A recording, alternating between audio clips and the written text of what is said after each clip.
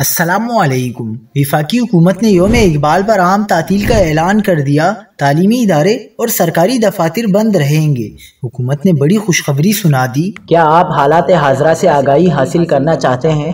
خبر کے پیچھے چھپے اصل حقائق جاننا چاہتے ہیں تو ابھی سبسکرائب کیجئے جلمل پاکستان کو اور ساتھ ہی گھنٹی کے نشان پر کلک کر دیں۔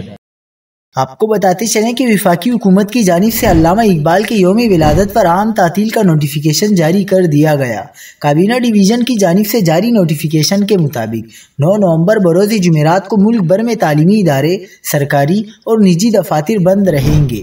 یوم اقبال کے موقع پر مختلف تنظیموں کی جانب سے تقاریب منعقد کی جائیں گی، جس میں علامہ اقبال کی شخصیت، جدوجہد آزادی میں ان کی خدمات اور شاعری پر روشنی ڈالی جائے گی۔ علامہ محمد اقبال 9 نومبر 1876 کو اقبال منزل سیالکوٹ میں پیدا ہوئے۔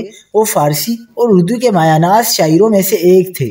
9 نومبر کو پورے پاکستان میں شاعر مشرق علامہ محمد اقبال کے طور پر یوم پیدائش منایا جائے گا۔